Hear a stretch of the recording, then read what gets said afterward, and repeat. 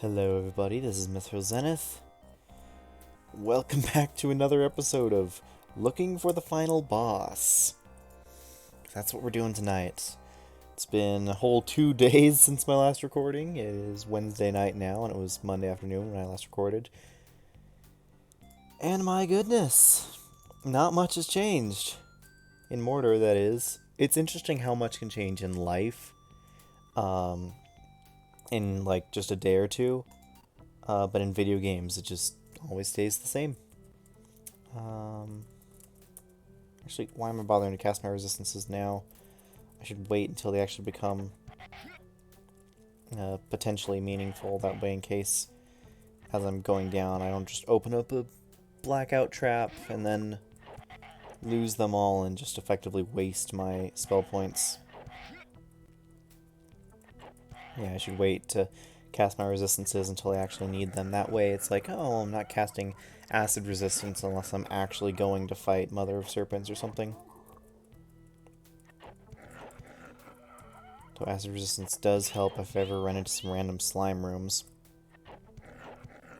Yeah, life's been going alright. Don't want to talk about it too much right now with just like what's been going on and whatnot, because, yeah, everything is subject to change.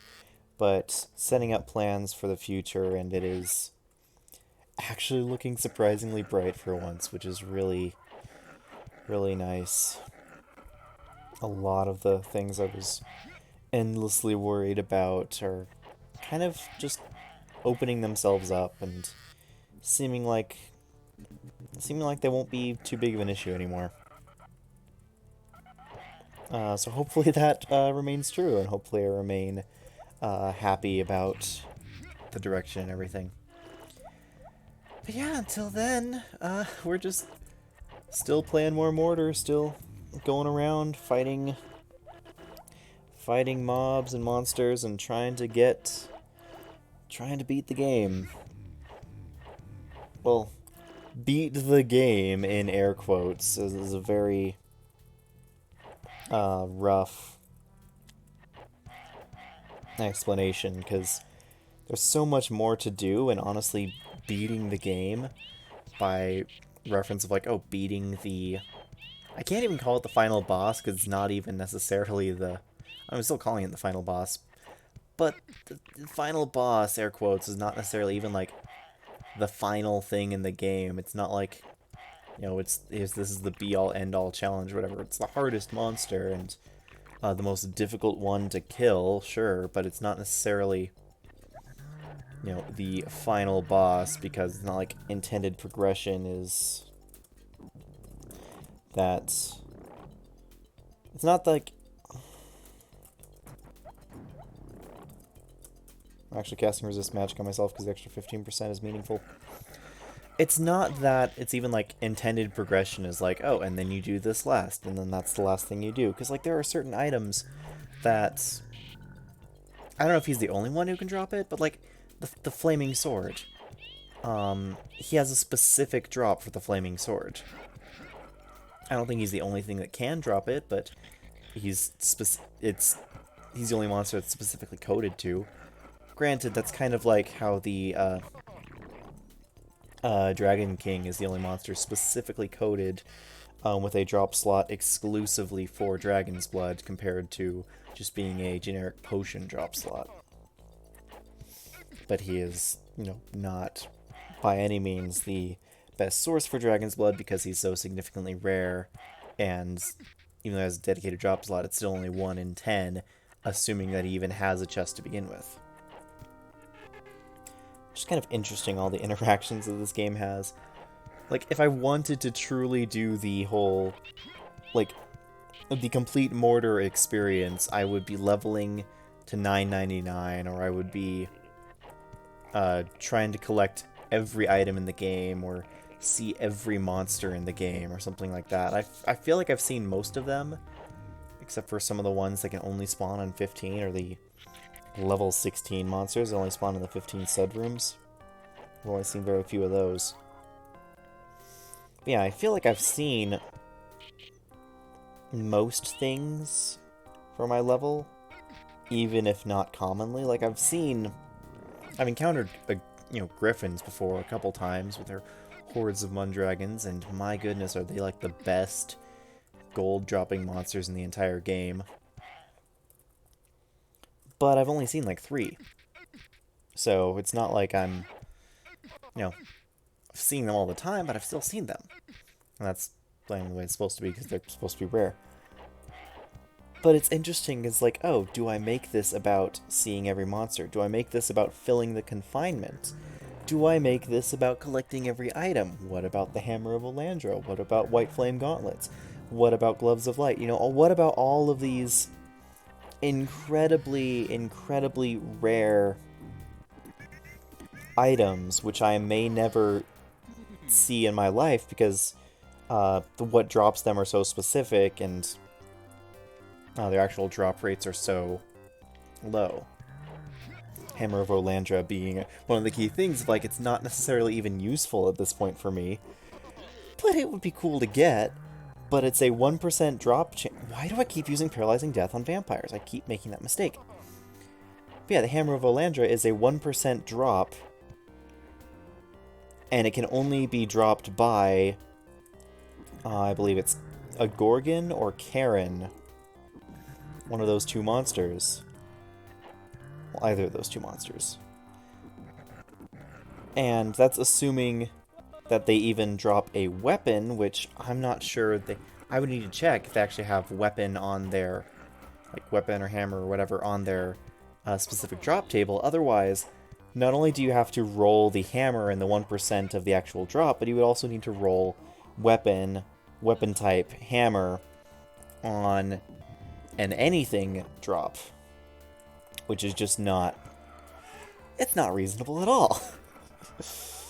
So, and like I said, the Hammer of Elandra, well, a solid weapon in its own right, is one of those types of weapons that it's better than other comparable things for the level you can use it at. But by the time you find it, you're already... I have 95% drain. The Lich hit me 5 freaking times and didn't drain me. Insert 1 Corpser, and I get drained for intelligence. Ugh, this is so stupid. Thanks, game. Feel the love right now. I'll just acid spray these fools. Oh, hello. Cast the spell, please. Thank you. And that's why I'm not the biggest fan of only playing on recording, because you walk into that room. Well, plus it was also a stair room, so the map was going to load anyway, and there was nothing I can do for first round.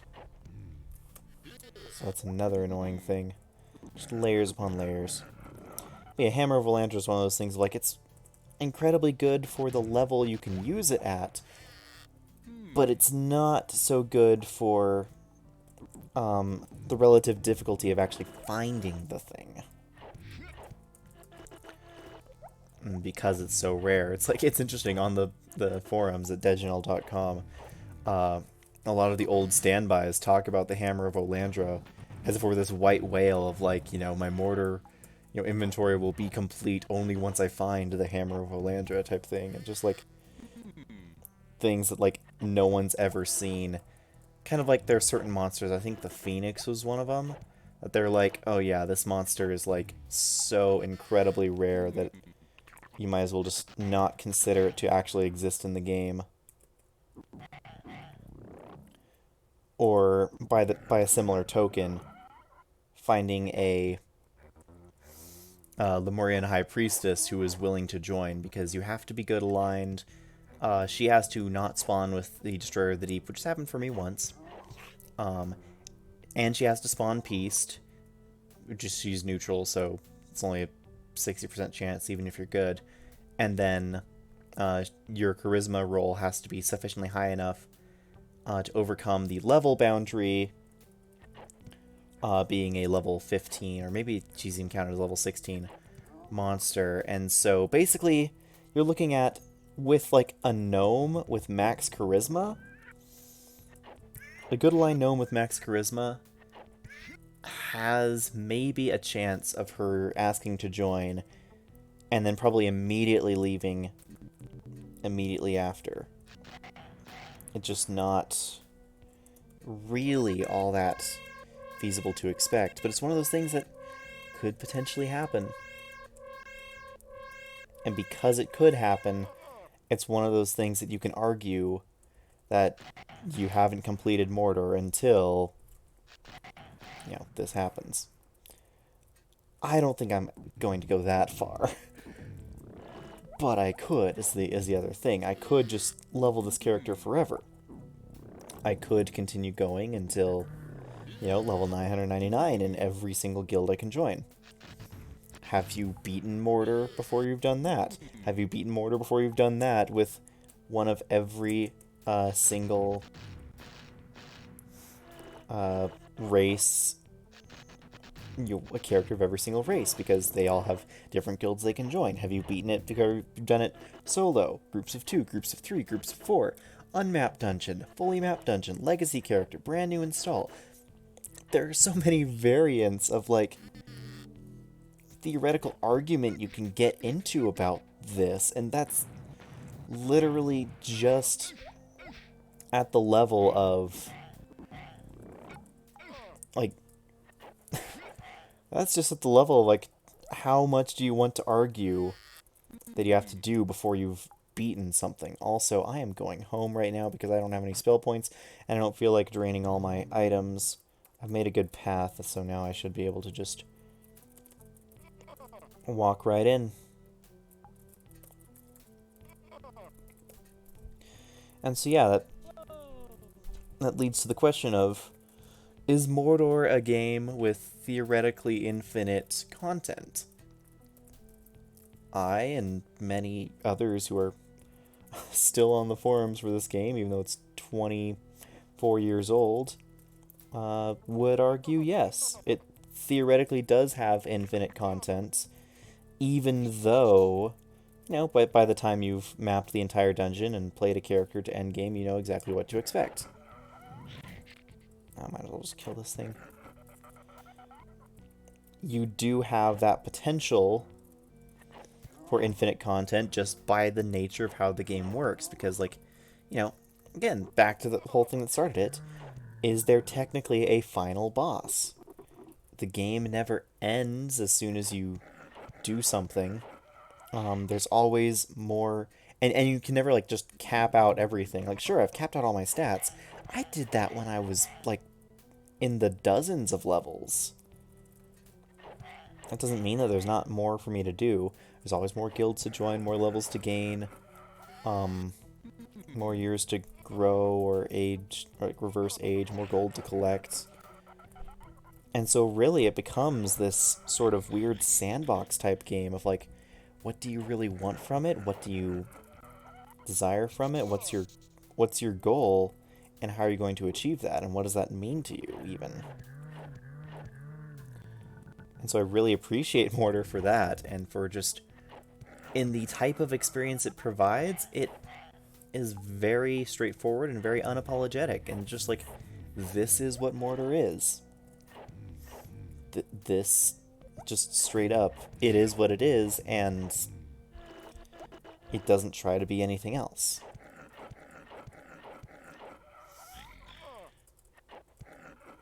And I think that's why I love that about this game, and I think that's why so many other people who have played this game and, dedicated years of their life to it, on and off, sure. It's not like an MMO per se, but it's a single-player game that's highly based off of and inspired by games like Avatar, multi-user dungeons back in the day, back before I was alive, certainly. Those things, I'm certain, if they even exist, might have a handful of players left who have been playing for years upon years upon years, but that's just because, well, they're, they have an experience that the game provides an experience that they can't get anywhere else, and that they enjoy so much, sufficiently that they just want to dedicate themselves to it. And it's really interesting to me how rare that seems to be nowadays, really. That so many games want to hook people in by being a better version of something they know that they already, something that game company knows that people already like, or something that's based off of something in the past that, whatever. But when it comes down to it, it's like, how many games are there coming out nowadays that are doing what freaking this game, Mordor Dejenol, does?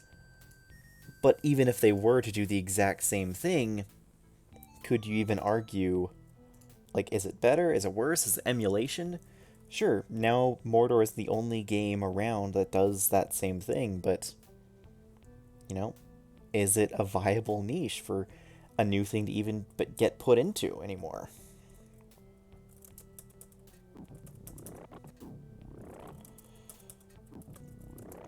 Oh, one sec. Forgot something.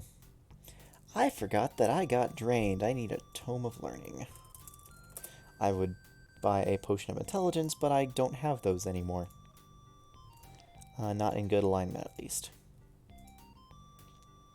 I've used them all because I've been drained so much. And that's just intelligence, not, say, freaking Constitution, Potions of Fitness, Tomes of Endurance. I'm out of both of those. Good aligned.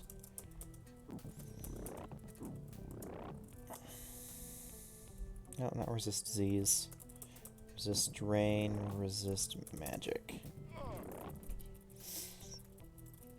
And this sort of debate actually goes into, there was a thing on the, I forget if it was the back of the box or just in the instruction manual or something, but there was like, I guess what I'd call a money-back warranty or guarantee? Of like, literally he said, okay, if you put 200 hours into this game, 200, and feel like you've done everything there is to do, and still don't feel like it was worth your money, then call me up, show me that, and you can have your money back. First of all, I mean, that's... No one who plays a game for 200 hours is going to then ask for their money back unless they're crazy. I'm sure there was at least one person who tried and cash in on that. But second, you can ask yourself, how reasonable is the 200-hour mark? And I can show you by this character. Granted, there was a lot of time off that I just kind of spent putzing around doing nothing, sitting tabbed away. Character. But I've played this character for 276 hours. That's over 200 right there. And I'm just now getting, to floor 15. But that's also not just this character. That's after hundreds and hundreds and hundreds of hours spent with other characters, learning the very game itself, figuring out the mechanics, mapping things out. This wasn't even the first character on this installation of the game. Mind Twister. Oh, shoot.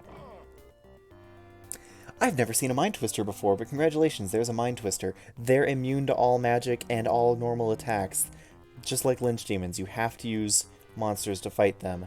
And they have freaking spells like Precog Death, which make them annoying to fight. But we're going to try and kill it anyway. Oh, cast the spell, please. Don't weaken my own monsters, which I need. Also, hopefully that's Dragon's Blood, because that's a Mango Ogre potion. Yep, that didn't last long. Mind Twisters are terrifying.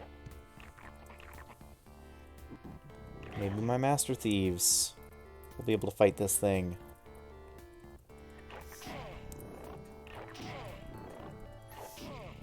Nope. Nope, still alive. Ethelon Phantasms?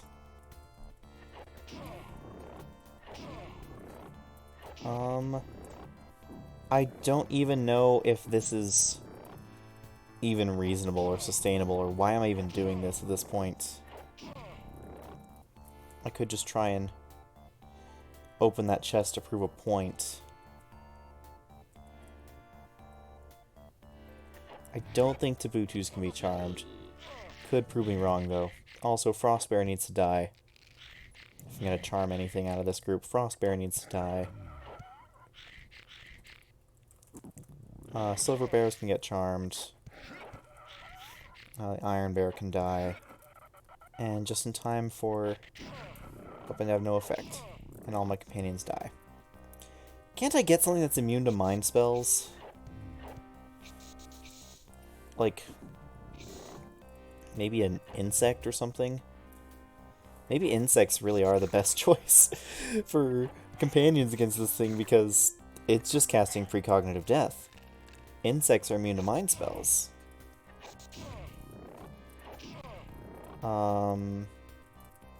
Yeah, maybe I can find an insect here. Maybe I can just charm some illusion masters. Never mind, I can't actually charm them. Just cast the freaking magenta sash. Okay. Teleporter, right back where we started. I want that chest, though, and I can't open it until I kill off that Mind Twister, because it's just not listed as anything. I would really... You know what? Sure, assassins. Why not? Last chance, because I've successfully wasted all of my spell points now. Maybe these things actually hit hard enough to kill the thing. Nope. Nope. Absolutely not. I can just go around looking for more companions that might be strong enough. Spectral dragons, ooh.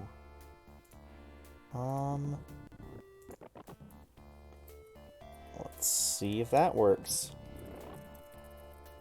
Come on, breath weapon. Well, they didn't immediately die, so I think we're good. Gloves. Oh, oh shoot! I am so glad I had companions for that. That's a pack of flame devils. I will go back once I go back to town. But flame devils are actually interesting because they... Well, first of all, flame devils, like that size pack of flame devils, would be what comes with the final boss. They're not even the boss itself, they're just the boss's minions. But they're significantly strong enough that they, you know, are basically gargantuans plus.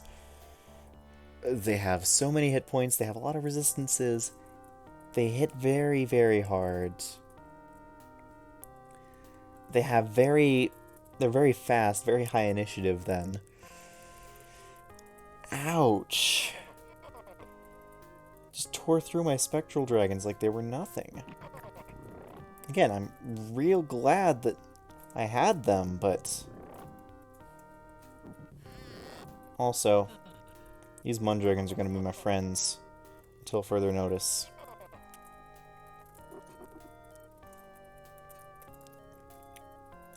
Let's go. Let's just go. Make sure I run real quick through rooms with spellcasters. Maybe I can be fast enough to get through here. Yes, I am. Okay.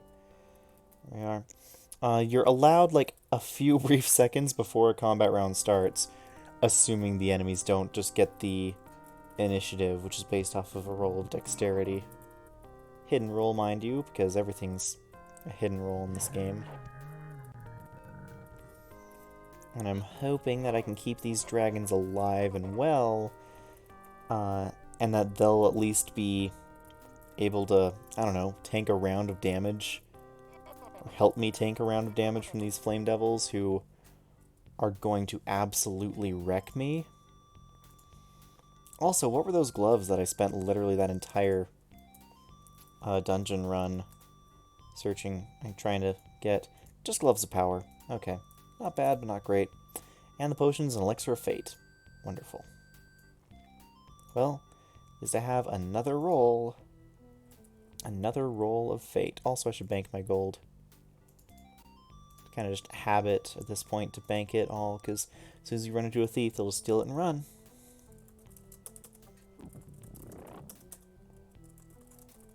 Oh, resist magic, that's mental resistance. And then drain resistance. And companions are breaking binding, so I'd better run. But yeah, back to the whole 200-hour thing. I've spent well over 1,000 hours, I would say, in this game across like a dozen different installs since I was like 5 years old. I have vague memories of playing this game even when I was real young, not knowing what the heck I was doing, but still enjoying it. Still definitely enjoying the heck out of this game, but just not really having, you know, a concept of what even was the best thing to do in the game. And now it's like, yeah, I'm all optimized and everything, but I still don't even know everything about the game, still haven't seen everything about the game, still haven't fought the strongest monsters in the game. Final bosses, if you will. And I'm still enjoying myself, and every couple years if even that, I always come back to this game. I don't know why, but Mordor's one of those games that I always just come back to. You can never truly... Come on. Thank you for loading. Yeah, I can never truly get that out of me, because it's just so unique. Anyway, Flame Devil's time. Time for me to die. Oh, wow. Thank you, Mundragons. You absorbed all the hits for me. Oh, step in. Can't even do anything. Boom, boom, boom, boom. Take almost 100 damage. Get destroyed. All my companions die. All of them. Just except for one. Except for the one lucky Mundragon who somehow survived. That is... that is the power of Flame Devils. And again, those things are the companions of the final boss. I didn't even waste my own spells. I'm just like, look, Lightning Blade. I know I can't kill these things with my own... Oh, Gargantuan... Vampire... Why did that have a chest? Why is that tempting me? I am not going into a Vampire Lord room in melee with only melee by myself. Also, Daemon Lord, get cubed. What's in here? Nothing of note. Nothing of interest was there. Yeah, don't even tempt me with that, though, that Vampire Lord. I want to know what's in that chest, but I know deep down that nothing's worthwhile is in the chest. But I want it. I want it all the same. Come on. Be consistent with killing stuff.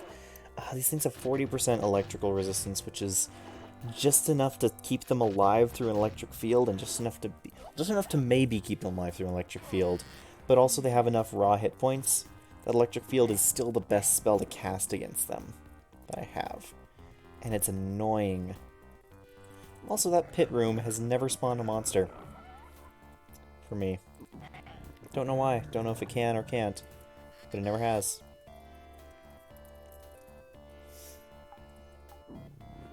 Was that an actual Lemurian Lord? I have no idea. It is! Congratulations. You get the reward of dying today. And me looting your stuff. Isn't that fun? Isn't that the reward we always wanted? Yeah, I'm definitely taking this treasure chest. And it's a rod. It's fine. Don't need to worry about those mages. Another Lemurian Lord? What's going on today? Oh, we'll just lightning blade you, because I know that that casts at a high enough level to almost guarantee your death. Also, poison gas, withering, poison gas, fire trap, withering, spores, not trapped, fate, slime. I have no idea what this trap is. It's not even trapped. Also, I realized I was under 600. I should heal. Another Deathstalker in this room. Why do I even bother sometimes? Another Demon Lord. Die. Get cubed. Heroes, Mega Ogres, Taputus, Sun Dragons. Nothing of value to kill. Nothing to worry about. I can make my escape just fine. Just an Iron Bear? Come on. Look.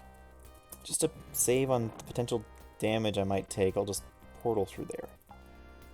3 life shifters. Casting electric field. Actually, no. Assassins, melt. Yeah, don't think I need any of that in my life. Let's see about getting over here.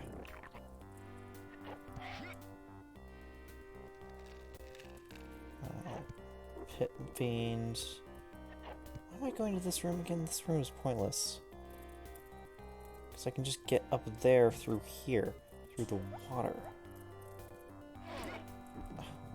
Mages, warriors. All of them. Annoying. I'm casting Arctic Storm. I'm real glad I cast my cold resistance. Because that Arctic Storm hurts a lot if you don't have cold resistance. Like, to the point where I might just get one-shot by it. Night Screamers. Okay, I'm definitely needing to heal right now, but...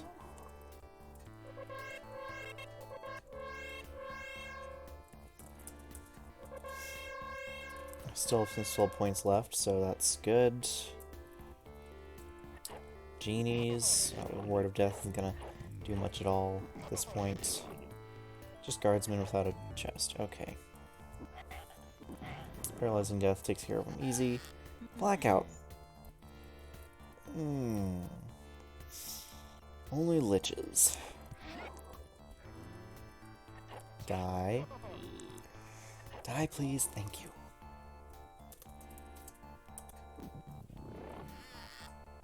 Okay, so there's that. This room is a mythical room. Ooh, Ancient Guardians. Nice. These things apparently have a decent chance of dropping armor? And they're not all that strong compared to the other, like, floor 15 exclusive monsters, so... They're definitely worth killing. Unfortunately, those ones didn't drop anything at all. Yeah, nothing is dropping anything of value, are they? Yeah, might as well lost my soul points and just drink this elixir of fate or something. Okay. Open the chest. Fate thrown on yourself. Oh, that was such a good fate roll. 240 spell points and 609 hit points. That's basically max.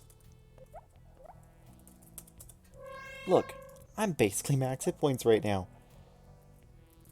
Didn't even have to basically do anything. It's the best fate roll I've ever had. And time to lose it all. Wow, I actually killed them all in a single round. Nice. Good going. Now these golden centaurs are going to take forever to kill, aren't they? And I'm never going to figure out what's in this stud room down here. Is this the last one? No, there's still that one over there. There's this room that I'm right in front of. And then this room down here, the room with the pit. And then that's all the stud rooms.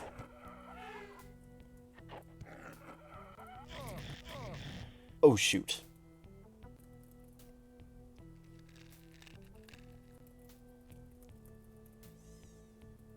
Yeah, we're just not gonna worry about that one. I don't know. I don't feel like trying to blast my way through another horde of flame devils. If I don't have to.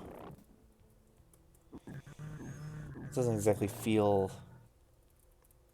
great. I know I'm gonna have to eventually. Especially if I want to, I don't know, beat Asmodeus, because I know he spawns with a bunch of those. Do I feel like I have any chance of victory? Probably not. Am I gonna try anyway? You bet I am. And it looks like assassins were the only thing. So all that's left in these stud rooms are that one room full of... Is that one room full of flame devils that I don't actually need to kill. Also, I forget that that's a wall there. Preventing my way forward. What else is... What's the best path to get to anywhere? Exactly not the path I was traveling on. Wonderful. Ooh, Mango Ogres have a... Mango Ogres have a chest. Let's open it. It's an artifact. It's probably a Dalen's Tear. You know what? We're down here. We got that good fate roll. We might as well fight the good old priestess. Who knows? Might get something good this time. Might get a Helm of Brilliance or something.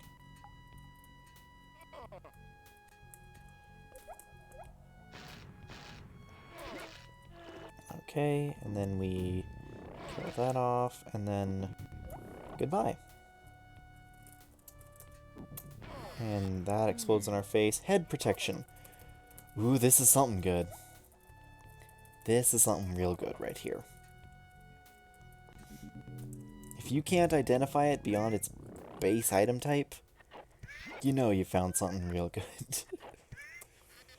Okay. Which means this is either a Helm of Brilliance or a Lemurian Crown.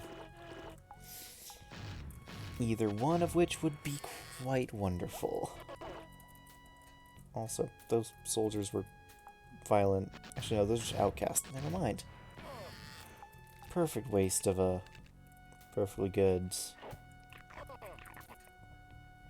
cast of electric field. Yeah. I have one spell point and everything's respawning, so let me at least check the mythical rooms. Okay, nothing. Iron Bears want to join? Sure. It's their death, not mine.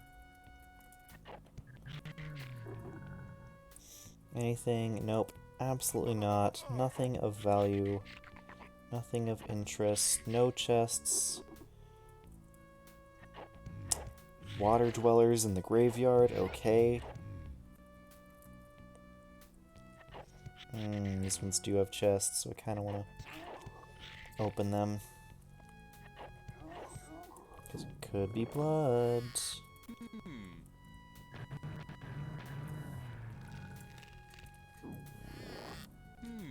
Nope. Definitively neither of those is going to even potentially be Dragon's Blood. Also, Silent Eagles shouldn't bother taking the risk. We'll just Lightning Blade them. Also, I'm pretty sure that's both my companions dead now. Nope. One of them's still alive. Could tell based on the sound. Oh, Phantasmal Mists. Yet another reason to stop. Phantasmal Mists in the stud room in the anti-magic room that I always have to pass through. Yet another reason for me to stop for the night. At least stop taking that route. Because that that is not something I want to go through. Getting breathed on, getting hit, possibly paralyzed or drained, and with no spells to quickly deal with them, and with just enough hit points to be on the edge of where I could barely, maybe barely one-shot them with a good enough damage roll, provided they roll low enough on hit points. Yeah, so it's highly unlikely that I will kill the entire group in a single melee round. There were like 3 of them, which means it's a high likelihood of them getting at least 2 combat rounds on me. Again, it's a breath weapon, and it's a drain attack and paralyze attack, but it's not like a level 15 monster, so they're not that scary, but still, they're probably my least favorite enemies to fight from floor 10. I just don't want to deal with those right now. And so I'm not going to, and so I take this opportunity to say, thank you, but absolutely not. Also, what's more likely is I'm just going to get a lot of low rolls and some random misses, and then just get stuck there for a while and then die. Because this game loves me. And I love it. Anyway, we need to at least get back to town and identify this head protection, because that's the payoff you all want to see, right? You want to get a good, potentially good item, you want to see if it's actually good or if it's trash, right? That's the whole point of, like, pack opening channels, right? You know, just like, oh, let's open loot boxes, open packs, open these all random things, and, you know, get everyone excited on how my stuff is all great, and you just, like, get jealous of it. That's how that works, right? Also, this Iron Bear still wants to stay with me. Okay, starting with the bottom. Ring. Who knows? Ring, don't care. Sword, cloak, sphere. Head protection. It's cap. It's Lemurian crown. It's neutral. 3rd Lemurian crown, and it's another neutral crown. 918, 2 int, 2 wisdom, paralyzing death, spell level 225, base charges of 10, this one is 14, only usable by the allowed guilds following. The one thing that it doesn't have is see invisible. But honestly speaking, that is not a bad item at all. But it's also neutral, and I already have 2 other neutral ones that I've passed up on, so yeah. Rod, shield, artifact, tell me what it is. Oh, it's skeleton key. Awesome. Yeah, that's gonna do it for today. It's been, wow, 40 minutes this time. Not even just half an hour. I wonder what caused the excessive delay and extra time this time compared to previous ones. 466, we are now 32 levels away from getting the 2nd bonus swing from Paladin. But I'm still going to be working on this, either off screen or just in the next video, but till then, thanks for watching. Thanks so much for listening to me ramble on about this old game which I love so very much. This is Mithril Zenith signing out. See you later.